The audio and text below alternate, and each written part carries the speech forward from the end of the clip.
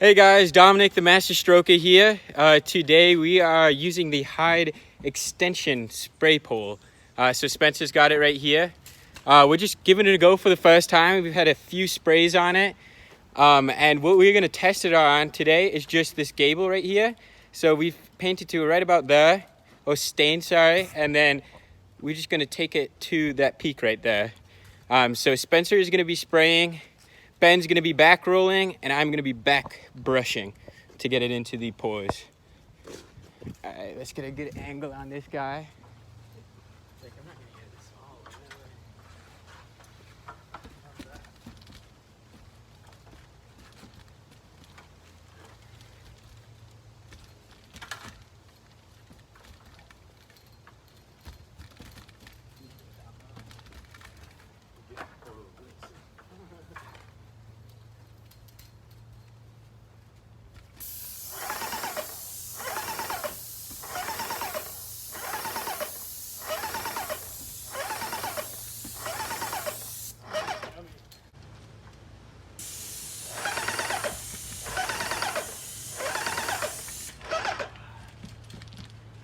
Definitely laying on fat. This wouldn't be back rolled.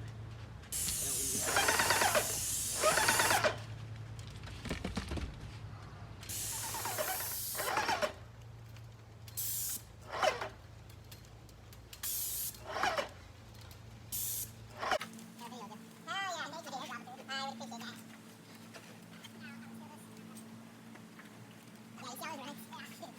It's still on video. I don't want to stop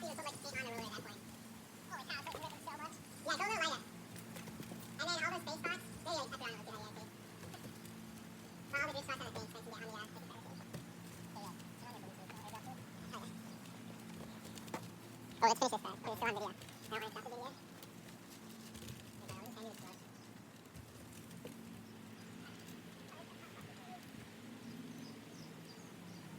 know where to put it on the top. Okay. If that makes any sense at all. Yeah, so that looks really good, actually. Looks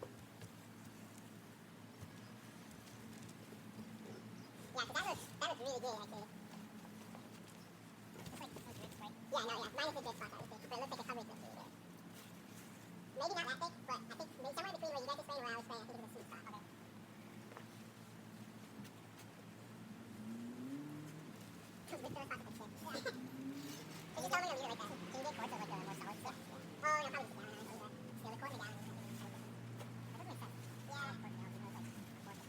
I think it's like the surface area, like with the here, like the metal. I think the metal will stick to them in the boat.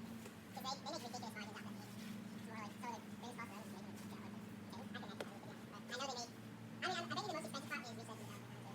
That's probably where all the money's going. But to actually make a gallon of paint is not costing like probably like yeah. So a gallon is probably like a few bucks. So probably the paint is only like $1 anyway. Oh yeah. Are you guys gonna throw like the plastic drop? Yeah, we had it over there, and then we were about to start spraying that one while we were waiting for you, and then you got yours. Yeah, that's what I was empty. The plastic drop off was fine.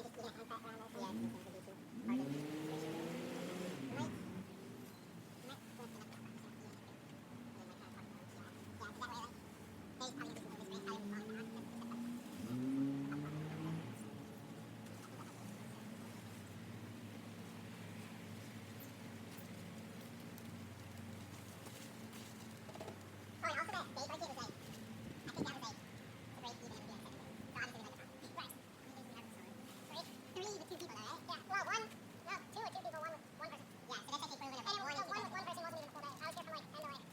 then just hand pat around those. Yeah, it's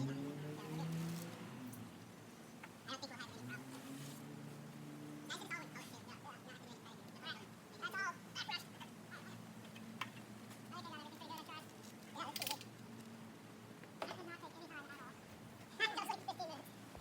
As you can see, guys, it did do the job. It saved us a lot of time. So what would have taken us probably, I don't know, 45 minutes maybe to an hour to do to one spray, back roll, back brush. If we would have set up ladders for every step of that, took us less than 30 minutes, probably closer around 15, 20, honestly. We ripped through that wall with this tool. The only thing that I would have to say is that if you are going to use it on surfaces that you're not going to back roll, see in the video we were back rolling and back brushing, so the spray pattern wasn't as big of a deal. If you're spraying something like aluminum, it is a little harder when you have it extended, especially to that 13-foot mark, to keep an even spray pattern. So when you extend that thing all the way up to 13 feet, you're gonna notice, one, it wobbles a little bit even without you pulling the trigger down, but as soon as you pull that trigger down, it's gonna kick back a little bit. So you really have to get used to it. As we've used it on other houses that we aren't back brushing and stuff like that, it definitely takes a little finesse, a little technique to really get the handle of it. But I'm sure if you go out there with the day, just practice on the first coat, and I'm sure you'll get the hang of it by the second coat. This product saved us a lot of time, made us profit a lot on this job compared to what we had been doing. So I definitely recommend, if you're looking to, one, save some time and also save a life by not having to climb up a huge extension ladder, this is a pretty good tool to have for both homeowners, and I'd even recommend for painters actually to have this in their arsenal. I was actually just working with it the other day, and this painter who was working across the street came up to me. He said, "What is that thing? I've never seen that." And I showed him and how it worked. He said, "Man, this would have saved us so much time if we were doing commercial jobs. They were doing something with like 15 feet ceilings. They would have been able to spray that whole thing from the ground rather than go all the way up in ladders." And another thing to keep in mind, this isn't like other extensions for sprayers. So if you buy extension poles for the sprayers, the actual shut-off valve is in the handgun. So if you were to spray with just extension poles, you notice as you start adding on more, especially if you got to somewhere like 13 feet, it just spits like crazy. So there's no way you're gonna have a finished product with that. Unless you get something like a clear shot, which then you're adding on $150, however much money for the extensions, probably another $100 to get that high up, to be honest.